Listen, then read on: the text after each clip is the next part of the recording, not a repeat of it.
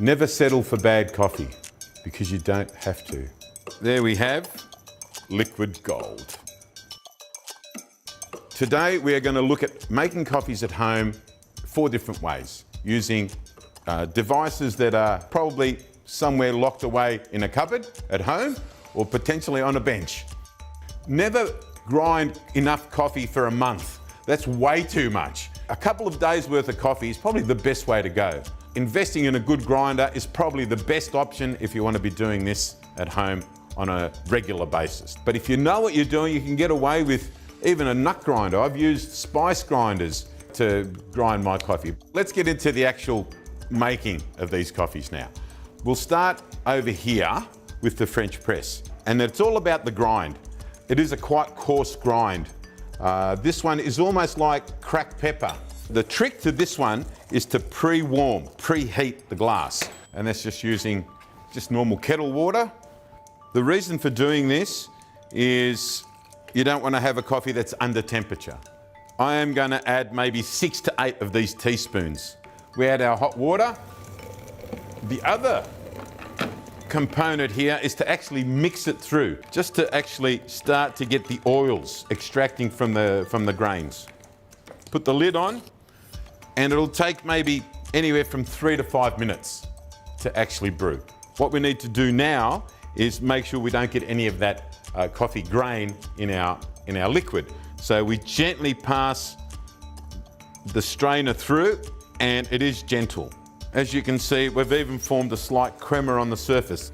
Crema is what most people consider the true essence of the coffee. In my estimation, coffees that have no crema have a tendency to be very bitter. People will taste the bitterness before they taste anything else. The crema sweetens it off. With our pour over method, there are many different styles of pour over. The Haro filter, which is this variety, okay, is just something very simple, quite easy and quite cheap. We also have Vietnamese style Phin coffee, which is very similar. With the Phin, it's a slow drip method. With the pour over, in terms of the Haro filter, there is a style involved, and that's where this gooseneck comes into play. And it's all about the actual rate at which you pour the water. So first things first, you need filter paper. The trick to this one is to wet it slightly just before you start. So initially we just dampen the paper, because that'll help for that flow through the coffee into the paper and then into your glass. Once you've got it there, that's when then you will add your coffee. The pour over method is like a medium coarse grind. And again, that one is like raw sugar. You put a little bit of raw sugar between your fingers. The best method is to create a slight depression into the top, where you then start to pour your water. Okay, so we'll start right in the center, and we gently just wet the surface and let that infuse into the coffee. As you can see, it's already starting to pass through, and we want to make sure that we've covered all the coffee, all the actual surface of the coffee, and wet it through. So this is a step-by-step process. It takes time, but the result, the end result, is quite worth it, because what you achieve is a very pure coffee. There we have liquid gold. And now we're going to get into the mocha pot. The size here is almost like a medium-sized fine grain. There is this little vent. We fill it to the vent, the top of the vent. This little filter basket is placed inside, and then again we add our coffee. In this instance, we actually create a little mound above the brim. So we just keep adding the coffee until we get that little mound. Try not to press the coffee down. Try to let gravity do everything. And then you just twist it. Make sure it's locked on. With the heat, be careful. Try to just go to the perimeter of the actual pot that you're using.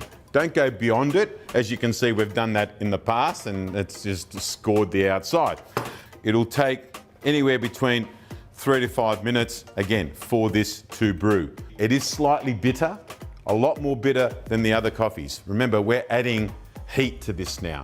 So we're starting to do something that will potentially draw out some impurities out of this coffee. So we've got to be very careful how we do it. Pushing it down too hard, adding too much coffee in there, is straining the coffee to try to get through. So be very wary. Too much coffee will create a lot more bitter coffee. Once it starts to actually percolate through, remove the heat, and then we'll actually even remove the base, because otherwise it will keep cooking. It will keep heating, and the coffee will then start to really turn quite bitter. If it starts to make that gurgling sound like it's drowning, you need to stop. Yeah, I think we're done. Okay, I better turn this off. We need to take the base off as quickly as possible.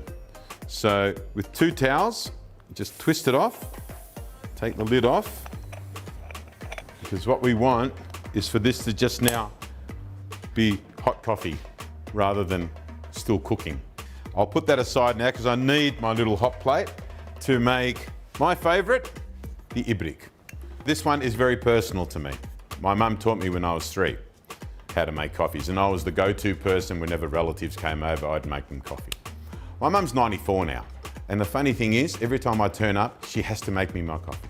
In her eyes, it's the only way she has left of expressing her love for me. To measure it, you'd normally measure it using a little cup. For every cup that you want to serve, you'd fill it up to about where that mark is, and then it's a spoonful of the coffee. And remember, this is super fine. This coffee is virtually like rubbing flour between your fingers, so it's really, really fine. The traditional method would be to actually warm this up on a bed of hot sand. What you do initially is you need to turn the stove on. I'm going to place spoonfuls like this, teaspoonfuls like heaped. In this particular Ibrik now, a good 3 to 4 of these, like so. At this stage, if you have a coffee that has sugar in it, you would add sugar as well. Now, whilst it's in there, hopefully you notice that I turned the flame on and got the water just heating up slightly. I'm now going to try and dissolve this into the water. And you swirl it and you stir it. The prescribed time, I generally go by your birth date. Mine's the 27th, so I will spin this around 27 times. That's traditional, absolutely. I now let that brew as slowly as possible. I'll try to get my flame as small without going out as possible, but you must seriously take your time brewing it, and don't leave it. You leave it for a second, it boils, and if it boils, don't drink it. The key to this coffee is to create that crema. That crema is vital here, because if you don't get crema in your coffee, the person making it for you is actually telling you something about the relationship that you've got. It doesn't exist.